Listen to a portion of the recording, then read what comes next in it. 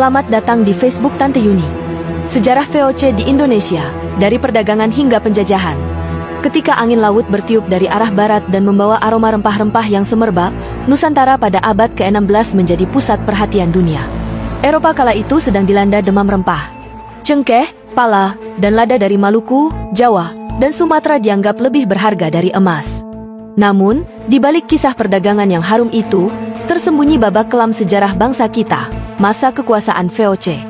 VOC, atau Verenigde de Oostindische Compagnie, didirikan pada tahun 1602 oleh Belanda.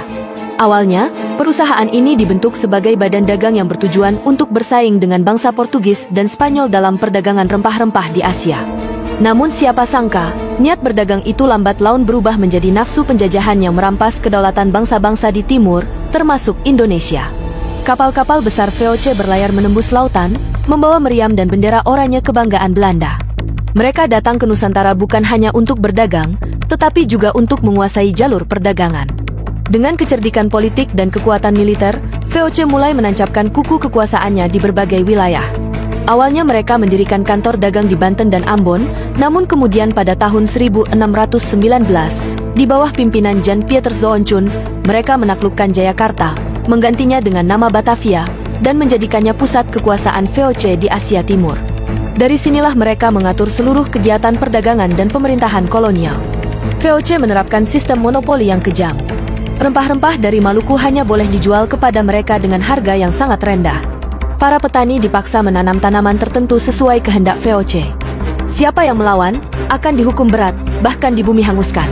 Salah satu tragedi paling mengerikan terjadi di Pulau Banda pada tahun 1621, ketika Chun memerintahkan pembantaian ribuan penduduk lokal demi menguasai perdagangan pala sepenuhnya.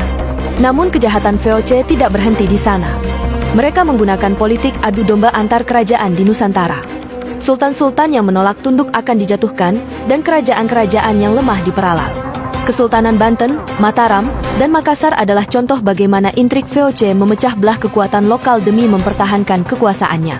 Di balik keberhasilannya, VOC sebenarnya mulai rapuh karena keserakahan para pejabatnya. Korupsi merajalela, utang menumpuk, dan perang demi monopoli perdagangan membuat perusahaan ini bangkrut.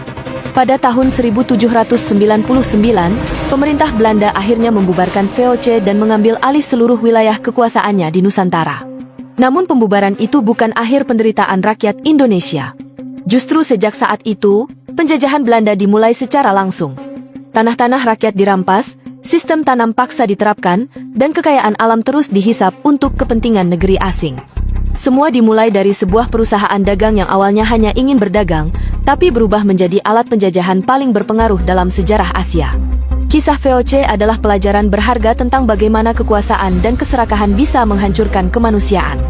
Dari situ kita belajar bahwa bangsa yang tidak bersatu mudah dijajah, dan bahwa kemerdekaan tidak datang begitu saja. Ia harus diperjuangkan dengan darah dan air mata. Kini, reruntuhan benteng VOC masih berdiri di beberapa tempat seperti Batavia Lama, Ambon, dan Banda Neira. Setiap batu yang tersisa menyimpan cerita tentang kerja paksa, penindasan, dan perlawanan rakyat Nusantara. Dari situlah semangat kemerdekaan tumbuh, perlahan namun pasti, hingga akhirnya kita bangkit menjadi bangsa yang merdeka. Sahabat Facebook Tante Yuni yang berbahagia. Pelajaran terbesar dari sejarah VOC adalah bahwa bangsa yang kuat adalah bangsa yang mampu menjaga kekayaannya sendiri, dan tidak tergoda untuk menyerahkan kendali kepada pihak asing. Rempah-rempah kita pernah membuat dunia bertekuk lutut. Kini saatnya kita menguasai kembali potensi negeri ini dengan tangan sendiri. Apakah kamu tahu benteng VOC yang masih ada di daerahmu? Coba tulis di kolom komentar ya. Dan jangan lupa like serta bagikan cerita ini agar semakin banyak yang tahu sejarah perjuangan nenek moyang kita.